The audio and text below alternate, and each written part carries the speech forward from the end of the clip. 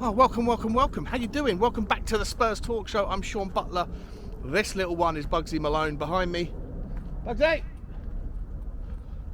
You're welcome to enjoy episode 94 of Tottenham Walks. Please do me a favour, guys. If you do like the video, smash the like button. If you haven't already, smash the subscribe button.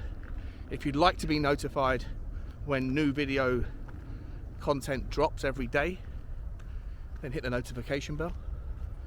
And if you wouldn't mind, if you've got something to say about the topic, then drop a comment. Keep the conversation going. Keep it going. Guys, yesterday I spoke about defenders, midfielders and attacking options. The day before I spoke about defence issues. Today we're going to talk about the lesser spotted topic of goalkeepers. We've spoken about previously on this channel Illan Meslier, depending on how you want to say it, the Leeds goalkeeper, 22, 23 years old I think he is. Look, he's got a lot of talent. He's got a lot of things to learn. He's growing in the role as Leeds number one. To be doing that at such a young age for a goalkeeper is an amazing achievement. He's certainly by no means the finished article, but he could be, you know, in the end, the French goalkeeper maybe for the next 10 years after Hugo Lloris hangs up his boots. There's a legacy, a nice transition there maybe with Hugo Lloris handing over the reins, handing over the baton to Illan Meslier for the French team, and maybe he could do the same thing for Tottenham. There's reasons to be interested with that kind of idea. We've also spoken about a much easier to get your head around replacement for Hugo Lloris in Jan Oblak, the Atletico Madrid goalkeeper, beast of a goalkeeper, had a lot of success for the club and for the country over the years that he plays for. At the time when I first spoke about him, I was under the impression that he was out of contract at the end of the season. It's since transpired that recently he signed a new contract. That doesn't necessarily mean that he won't leave Atletico Madrid, because a lot of the paper talk are suggesting that it's more around protecting their asset and trying to sell for the correct money rather than losing him for free. So there may in fact be a release clause in his contract that would make him available for, I don't know, 60 million quid. I'm speculating, but there's that option. However, I feel like if Tottenham were to go down that path as well, they may struggle, because someone like Manchester United are also looking for the long-term replacement to David De Gea, and they've got, in all likelihood, the ability to spend more money on their wages than Tottenham probably are willing to do.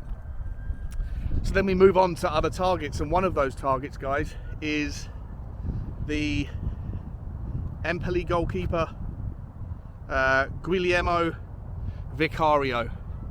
Now I'm gonna basically, I hope, be able to put the stats side by side when we look at him and compare him to Hugo Lloris, because I'm not that excited about the guy. He's 6'4". He's had a very good season for Empoli.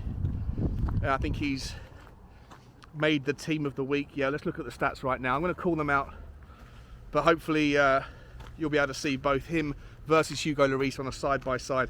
And to me, there's not a huge amount of difference in the performance. 15 games played, 15 games started, 90 minutes per game. As I say, he's made the team of the week twice for Empoli in the Serie A. Goals conceded per game is 1.3, which I think is slightly less than Hugo Lloris. You'll see that on the screen in front of you. I won't be able to see the screen right now, so I might make a couple of mistakes here. But saves per game is 3.2. Saves per game, 72% shot stopping accuracy. I believe Hugo Lloris is about 3.0 and slightly less percentage, so he maybe have the slight edge there. Goals conceded 19. Hugo's conceded a few more than that. Most of the goals he concedes are from inside the box. He doesn't concede too many from outside the box. And if you actually look he's made saves from inside the box is 33, which I also think is bigger than Hugo. So I don't know too much about Empoli, but I would imagine looking at these stats that the teams that play against them, maybe they don't have a great defence in that they can keep the ball out of the box, because he's conceded 17 goals inside the box, only 2 from outside, and of the 48 saves that he's made, 33 have also been from inside the box. So the vast majority of the times that he's called into action is from inside the box, which speaks poorly of the defence, and the vast majority of times that he's been unlucky or unsuccessful have also been from inside the box. Have I got Hugo Lloris's stats here? Let me see if I can find them. I do actually. To compare, Hugo Lloris has conceded 18 from inside the box and only 3 from outside. Oh, maybe it's not that much difference. 23 saves from outside the box, 22 saves from inside the box. But if you understand what I'm saying, like the stats are not spectacular. And look, whilst he's a 6'4" goalkeeper, according to SofaScore, his abilities to the area where he really excels above Hugo Lloris, I think according to SofaScore, their saving ability, Hugo Lloris has 80, this guy has 82 out of 100.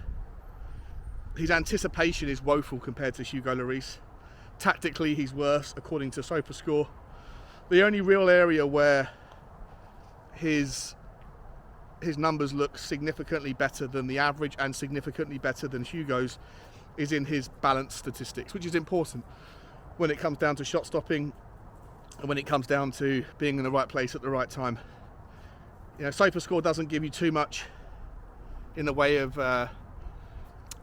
distribution statistics, so it's difficult to really know or to lean into that one too much, which is super important. And I don't know the Empoli goalkeeper's distribution enough to be able to give you any indication of whether or not that's an improvement. And they look about the same aerially. And one of the areas that I always think that Hugo Lloris is really poor with is his willingness to come and catch the ball, his over-egging of the pudding when it comes to punching the balls unnecessarily. And if this guy statistically is not really an improvement, then it's not really something for me. I'll put all the statistics up. Hopefully you can chew through it. I just wanted to bring this one to your attention, guys. I don't know too much about him. The stats don't look meaningfully better than Hugo Lloris's season, and his season's been poor. And if this Empoli goalkeeper's had a really good season, you know, then I'm not sure if he's one for us. Certainly not exciting. Let me know what your thoughts are, guys. That's it from me today. Like, share and subscribe. And as always, guys, bye bye.